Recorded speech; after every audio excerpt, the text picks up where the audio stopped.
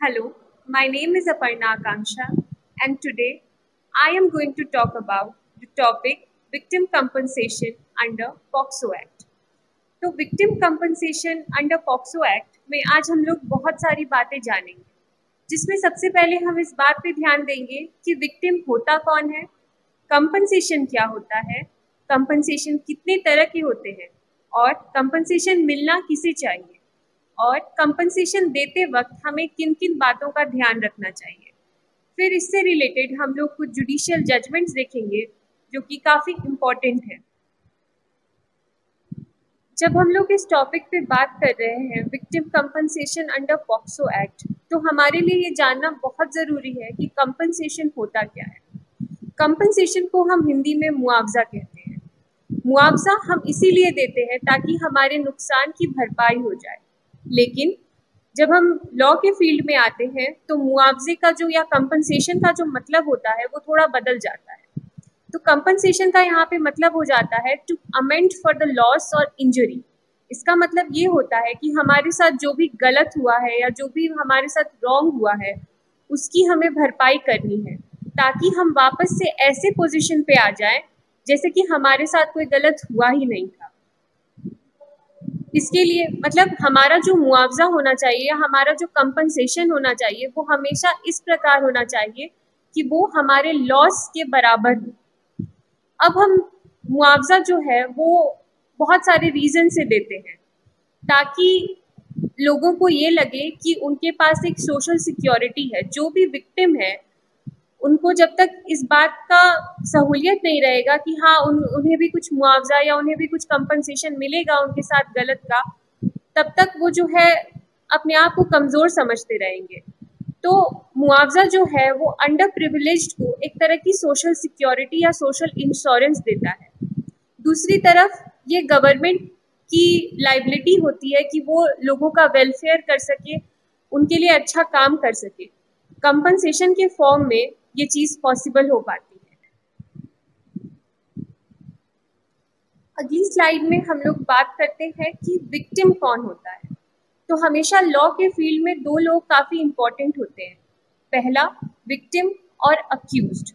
तो विक्टिम हम उसे कहते हैं जिसके साथ गलत या जिसकी किसी लीगल राइट का वायलेशन या इन्फ्रिजनमेंट हुआ होता है, और एक्यूज्ड उसे कहते हैं कि जिसने भी इसके उस व्यक्ति के विक्टिम के लीगल राइट या फिर उसके साथ गलत किया है, लीगल राइट का वायलेशन करके, उसे हम अक्यूज्ड कहते हैं। तो विक्टिम को डिफाइन किया गया है section 2 of code of criminal procedure, और पॉक्सो एक्ट में सेक्शन 2 के सबसेक्शन 2 ने विक्टिम को डिफाइन किया हुआ है। विक्टिम एक ऐसे व्यक्ति को कहा जाता है जिसने अक्यूज्ड के किसी एक्शन या फिर उसके किसी एक्शन को ना करने के वजह से कोई गलत या फिर कोई इंजरी फेस की है। पॉक्सो एक्ट में भी कंपनसेशन का प्रोविजन है। तो जो पॉक्सो एक्ट का सेक्शन 33 का सबसेक्शन 8 है वो बात करता है कंपनसेशन, विक्टिम कंपनसेशन के बारे में। तो जब भी किसी ऐसे केस में स्पेशल कोर्ट को लगता है कि पनिशमेंट के अलावा हमें बच्चे को कंपनसेशन देना चाहिए, उसने जो भी मेंटल या फिर मतलब फिजिकल जो भी उसने प्रॉब्लम फेस की है या उसे मानसिक या शारीरिक जो भी तनाव हुआ है उसके लिए उसे कंपनसेशन मिलना चाहिए, तो कोर्ट पनिशमेंट के अलावा भी कंपनसेशन के लिए ग्रांट कर सकती है, ताकि जो बच्चा है उसका रिफॉर्मेशन या रिहैबिलिटेशन जो है वो अच्छे से हो जाए। जैसा कि हमने इंट्रोडक्टरी पार्ट्स में कहा है कि कंपनसेशन के भी कई तरह के प्रकार होते हैं। तो कंपनसेशन जो होता है वो 3 तरह का होता है। पहला जो होता है वो इमीडिएट कंपनसेशन होता है, दूसरा इंटरिम कंपनसेशन, तीसरा जो है वो फाइनल कंपनसेशन होता है। अब हम जानेंगे कि इन 3 कंपनसेशन में होता क्या है, इनके बीच में क्या क्या डिफरेंसेस हैं। कंपनसेशन के टाइप्स में जो पहला टाइप होता है या पहला प्रकार जो कंपनसेशन का होता है वो होता है इमीडिएट कंपनसेशन या फिर स्पेसिफिक रिलीफ। तो इसके रिगार्डिंग जो प्रोविजन है वो दिया गया है रूल 8 ऑफ पॉक्सो रूल्स 2020 में, और ये जो है इसका पर्पस जो होता है ये किस लिए दिया जाता है, ये जो मतलब हमारा इमीडिएट कंपनसेशन है ये दिया जाता है बच्चे के जो एसेंशियल नीड्स होते हैं, जैसे कि खाना हो गया, कपड़े हो गए, ट्रांसपोर्टेशन रिक्वायरमेंट हो गया, तो ये सब चीज़ जो है वो ये कंपनसेशन उसके लिए दिया जाता है। और इसके रिगार्डिंग जो रिकमेंडेशन या फिर इस कंपनसेशन की ज़रूरत उस बच्चे को है या नहीं है, तो ये करती है चाइल्ड वेलफेयर कमिटी। और ये जो कंपनसेशन है वो उस बच्चे को मिलता है या तो वो डिस्ट्रिक्ट लीगल सर्विस अथॉरिटी दे, या तो डिस्ट्रिक्ट चाइल्ड प्रोटेक्शन यूनिट दे, या तो जुवेनाइल जस्टिस फंड से मिले। और ये जो कंपनसेशन है बच्चे को विद इन रिकमेंडेशन, मतलब जब रिकमेंडेशन हुआ है उसके एक हफ्ते के अंदर अंदर जो है ये फंड मिल जाना चाहिए। तो अगला कॉम्पनसेशन जो होता है वो इंटरिम कंपनसेशन होता है। इस कंपनसेशन के रिगार्डिंग जो प्रोविजन है वो दिया गया है रूल नंबर 9 के सब क्लॉज 1 में, पॉक्सो रूल्स 2020 के रूल्स बुक में। तो इस कंपनसेशन का जो मतलब पर्पस होता है ये होता है कि बच्चे के रिहैबिलिटेशन या रिलीफ में ये कंपनसेशन जो है वो मदद करता है। और ये कंपनसेशन जो है बच्चे को किसी भी स्टेज पे मिल सकता है जब एफआईआर जो है वो मतलब फाइल हो चुकी है। मतलब एफआईआर फाइल होने के बाद किसी भी स्टेज पे बच्चे को कंपनसेशन, इंटरिम कंपनसेशन जो है वो मिल सकता है, ताकि बच्चे का जो रिहैबिलिटेशन या फिर जो रिलीफ प्रोसेस है वो काफ़ी अच्छे से हो जाए। और ये जो इंटरिम कंपनसेशन है इसके रिगार्डिंग ऑर्डर करती है वो स्पेशल कोर्ट जो कि पॉक्सो के अंडर फॉर्म की गई है। और ये जो मतलब इंटरिम कंपनसेशन है वो बच्चे को मिल सकता है या तो कोर्ट जब चाहे, जो स्पेशल कोर्ट है अगर वो चाहती है कि हाँ बच्चे को कंपनसेशन मिलना चाहिए तब वो मिलेगा। और दूसरा रीज़न ये है कि जब बच्चे के बिहाफ पे किसी ने एप्लीकेशन दिया है कि हाँ उसे इंटरिम कंपनसेशन की ज़रूरत है, इन दो सिचुएशन में जो है बच्चे को इंटरिम कंपनसेशन मिलता है। इंटरिम कंपनसेशन जो है बच्चे को जो उसका फाइनल कंपनसेशन होता है उसी फंड से मिलता है। और जब बच्चे को फाइनल कंपनसेशन मिलना होता है तो जो इंटरिम कंपनसेशन होता है वो उस समय एडजस्ट कर दिया जाता है। अब जो हम लोग थर्ड और लास्ट टाइप ऑफ कंपनसेशन के बारे में बात करेंगे वो है फाइनल कंपनसेशन।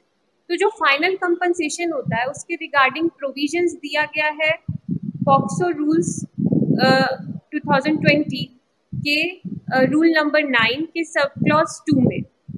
और ये जो है मतलब इसका जो पर्पस है ये इसीलिए दिया जाता है, फाइनल कंपनसेशन बच्चों को इसीलिए दिया जाता है ताकि वो जो है अपने लॉस या फिर इंजरी जो भी उस क्राइम के वजह से उन्हें फेस करना पड़ा है वो उससे रिकवर कर पाएँ, उससे आसानी से मतलब निकल पाएँ, बाहर निकल पाएँ। और ये जो है वो देती है स्पेशल कोर्ट्स। और ये स्पेशल कोर्ट बच्चों को कब ग्रांट करती है, जब स्पेशल कोर्ट को लगता है कि उन्हें किसी प्रकार की इंजरी या फिर मतलब रॉन्ग के वजह से उन्हें किसी तरह का मेंटल या फिजिकल ट्रॉमा हो रहा है, उसके वजह से तब जो है special court final compensation order करती है। या फिर बच्चे जो है खुद बच्चे के बिहाफ पे किसी ने अगर एप्लीकेशन दिया होता है तो इस सिचुएशन में जो है स्पेशल कोर्ट जो है फाइनल कंपनसेशन को ग्रांट करती है। ये जो फाइनल कंपनसेशन हम विक्टिम को देते हैं वो कंपनसेशन हमें मिलता है जब केस जो है वो डिस्पोज हो जाए। और इस फंड को हमें विद इन 30 डेज देना होता है of the disposal of the case. जब केस खत्म हो जाता है तो उसके 30 दिन के अंदर अंदर हमें विक्टिम को फाइनल कंपनसेशन दे देना चाहिए। और ये जो कंपनसेशन है इसके लिए ये किस फंड से विड्रॉ होगा, या तो ये विक्टिम कंपनसेशन फंड से विड्रॉ होगा या फिर कोड ऑफ क्रिमिनल प्रोसीजर के अंदर रिलीफ या रिहैबिलिटेशन ऑफ विक्टिम के लिए जो भी फंड दिया गया है ये उससे विड्रॉ हो सकता है, या फिर जो स्टेट गवर्नमेंट के कुछ फंड्स हैं उससे भी विक्टिम को कंपनसेशन मिल सकता है।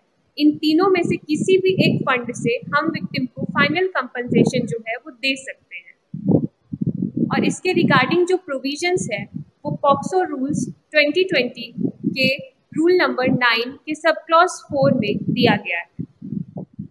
जब हम लोग किसी बच्चे या किसी भी विक्टिम को कंपनसेशन देते हैं तो हमें कुछ बातों का ध्यान रखना चाहिए।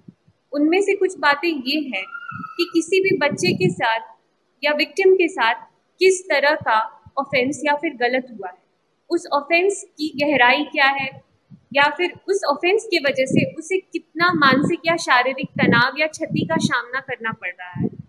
दूसरी चीज जब हम ध्यान देंगे तो वो है कि इस चीज के वजह से उसे कितना शारीरिक या मानसिक तनाव हुआ है और उसके ऊपर उसने कितना खर्च किया है। तीसरा, जब हम देखेंगे तो उसकी पढ़ाई लिखाई में भी ऑफेंस की वजह से काफ़ी नुकसान हो जाता है। तो उस चीज़ को भी हमें ध्यान रखना चाहिए कि उसकी पढ़ाई लिखाई में कितना नुकसान हुआ है जब हम अपने कंपनसेशन को कैलकुलेट कर रहे होते हैं। तब एजुकेशनल लॉस के अलावा हमें ये भी देखना चाहिए कि जिस व्यक्ति ने गलत किया है उस बच्चे का और उस व्यक्ति का रिश्ता क्या है। अगर वो काफ़ी क्लोज रिलेशनशिप है तो बच्चे को ज़्यादा मानसिक तनाव का सामना करना पड़ रहा होगा, जिसकी वजह से वो उसे ज़्यादा कंपनसेशन मिलना चाहिए। तो दूसरी बात, हमें इस बात का भी ध्यान रखना चाहिए कि अगर वो एक मतलब लड़की है या फिर एक बच्ची है तो उस ऑफेंस के बाद वो मतलब प्रेग्नेंट ना हो गई हो और उसे HIV या फिर और भी सेक्सुअली ट्रांसमिटेड डिजीज ना हुआ हो, इन सब बातों को ध्यान रख के ही हमें कंपनसेशन जो है वो कैलकुलेट करना चाहिए। पॉक्सो रूल 2020 में एक प्रोविजन ये भी है कि किसी भी बच्चे को या उसके माँ बाप को या उसका जो गार्जियन है या बच्चे को जिस भी इंसान पे भरोसा है वो उस इंसान को सेंट्रल या फिर स्टेट गवर्नमेंट से किसी भी प्रकार की सहायता या किसी भी तरह के मुआवजे को प्राप्त करने के लिए कोई भी व्यक्ति संस्था उसे रोक नहीं सकती है। अब हमने बात किया कि विक्टिम को जो है कंपनसेशन या फिर जो फाइन जो विक्टिम को मिलना चाहिए वो उसे कैसे मिलेगा।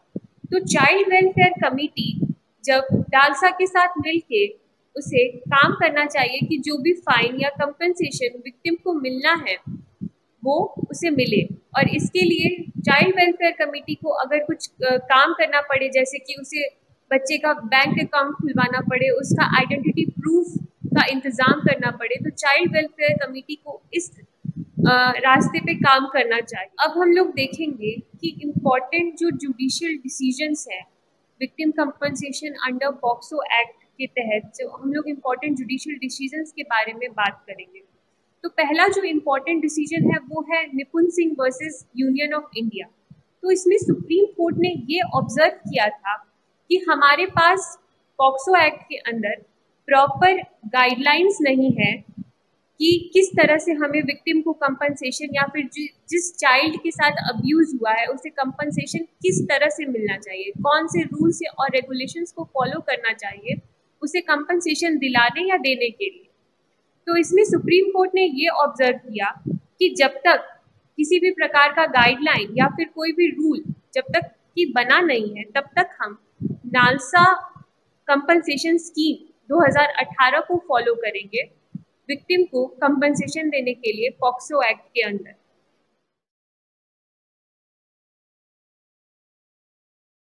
अगले केस के बारे में जो हम बात करने जा रहे हैं वो है Vijay versus state of West Bengal.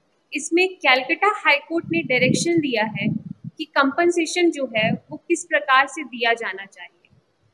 जब भी स्पेशल कोर्ट को पता चलता है कि किसी तरह का ऑफेंस जो है वो पॉक्सो एक्ट के अंदर हुआ है और या तो FIR फाइल हो चुकी है, तो स्पेशल कोर्ट जो है अपने तरफ से एक्शन ले सकती है ये पता करने के लिए कि विक्टिम को कंपनसेशन की ज़रूरत है या नहीं है, और वो कंपनसेशन का ऑर्डर तब तक नहीं दे सकती जब तक वो विक्टिम से इस बारे में बात नहीं कर लेती या विक्टिम का पक्ष पूरी अच्छी तरीके से सुन नहीं लेती। इसके बाद ही स्पेशल कोर्ट जो है वो इंटरिम ऑर्डर जो है इंटरिम कंपनसेशन का जो ऑर्डर है वो दे सकती है।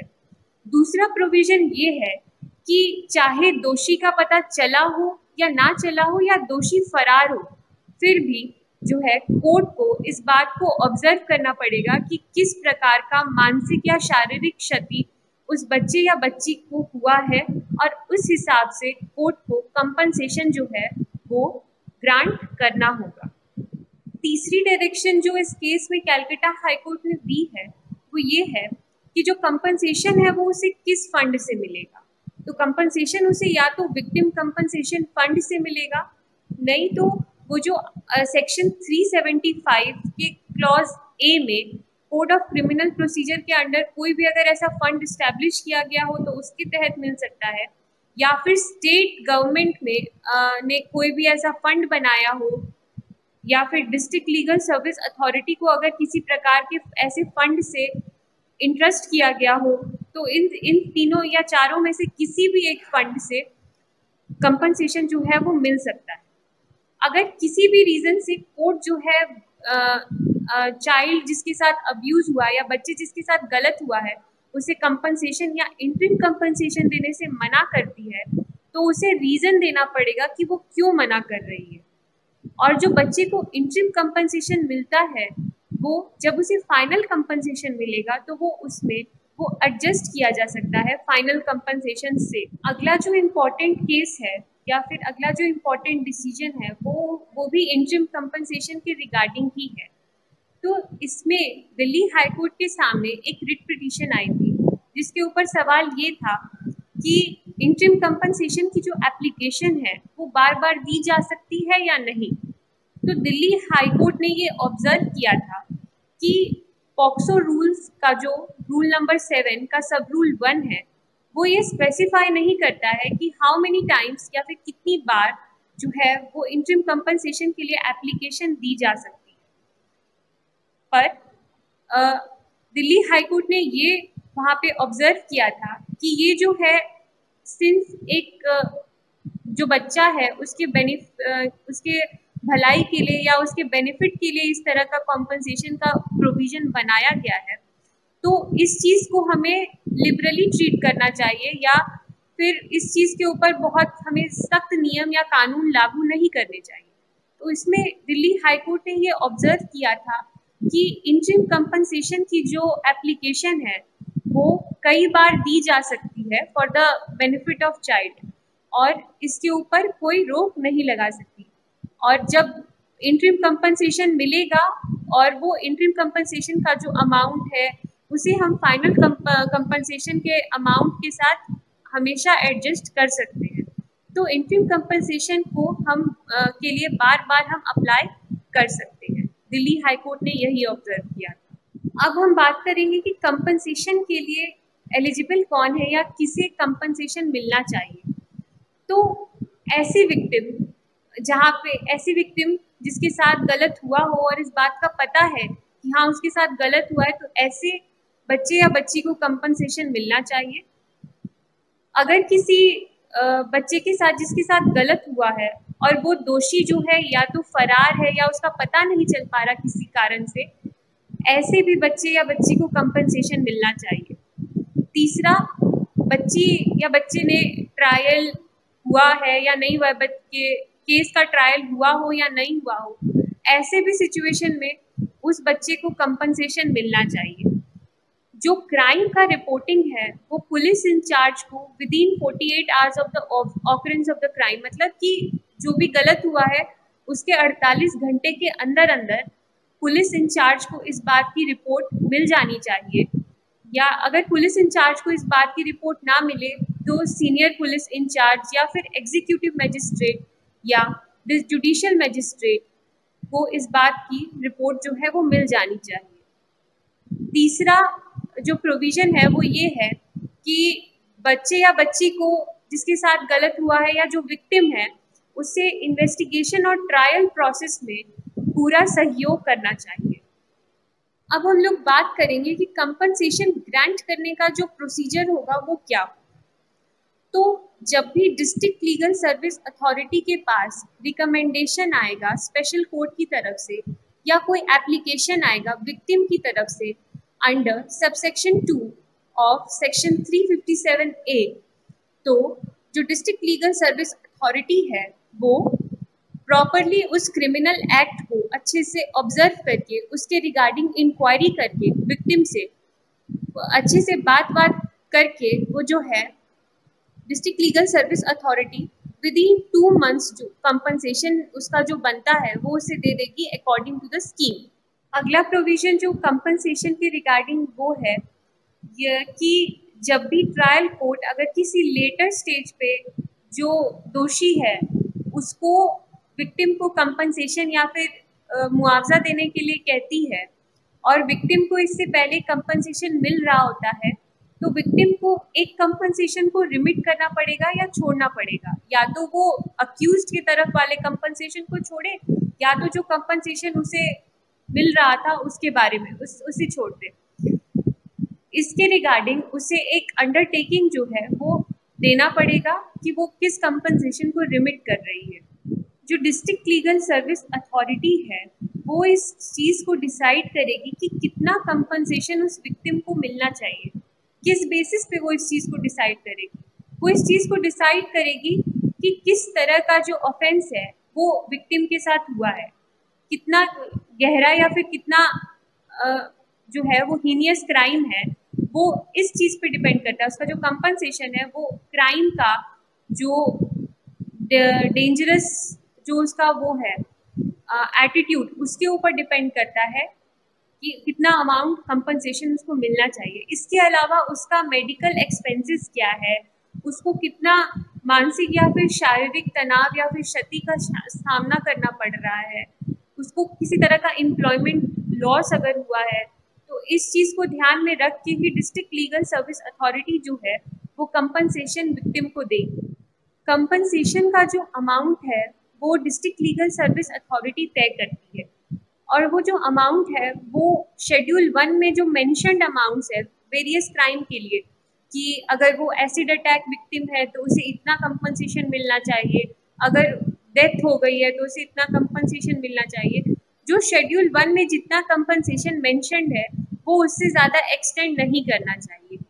ये एक्ट जो है मोटर व्हीकल एक्ट के अंदर जितना भी कंपनसेशन जो है वो मिलना होता है वो उस चीज़ को कवर नहीं करती है। ये मोटर व्हीकल एक्ट्स को सेपरेट ट्रीट करती है, और कंपनसेशन जो है इस एक्ट में या तो विक्टिम को मिल सकता है या तो उसके जो डिपेंडेंट्स हैं या फिर उसके जो परिवार वाले हैं उसको मिल सकता है।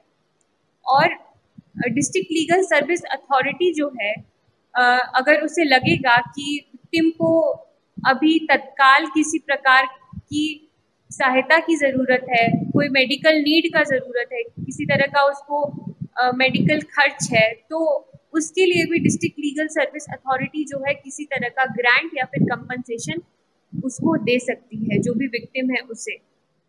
जो शेड्यूल 1 और 2 है या अधिसूची 1 और 2 है, वो हमें बताती है कि किस क्राइम के लिए या फिर किस अपराध के लिए हमें किस तरह का मुआवजा मिल सकता है। मतलब अगर किसी के साथ रेप हुआ है तो उसे 5 से 10 लाख का मुआवजा मिलेगा। किसी के ऊपर एसिड अटैक हुआ है तो डिपेंडिंग कि उसके ऊपर किस प्रकार का अटैक हुआ है उस हिसाब से उसे कंपनसेशन 4 से 7 लाख के बीच में मिलेगा। और किसी की अगर जान चली गई है तो उसे उसके परिवार वालों को 5 से 10 लाख का मुआवजा मिलता है। इसी तरह से किसी माइनर के साथ अगर असॉल्ट हुआ है या किसी के साथ किसी माइनर के साथ कुछ गलत हुआ है तो उसे 2 लाख का कंपनसेशन मिलेगा। और इसी प्रकार से अलग अलग अपराध के लिए अलग अलग कंपनसेशन की सूची दी गई है अधिसूची 1 और 2 में। तो victim compensation under POCSO act के बारे में हमने आज जाना कि विक्टिम क्या होता है, कंपनसेशन किसे कहते हैं, कंपनसेशन कितने तरह की होती है, एलिजिबिलिटी क्या होती है, और कोर्ट डिसीजन क्या है इसके रिगार्डिंग। और आगे जो भी विक्टिम है उन्हें अपने मुआवजे के अधिकार के बारे में ज़्यादा से ज़्यादा पता होना चाहिए। मुआवजा देकर हम जो भी विक्टिम है या जिनके साथ गलत हुआ है उनके उस दर्द को उसकी भरपाई तो नहीं कर सकते, पर अगर हम उन्हें मुआवजा दे दें या उस दोषी को सज़ा दे दें तो इस तरह से उनके साथ जो भी गलत हुआ है वो कम से कम थोड़ा बहुत उसका जो इम्पैक्ट है या उसका जो प्रभाव है वो उनके ऊपर कम हो जाएगा। धन्यवाद।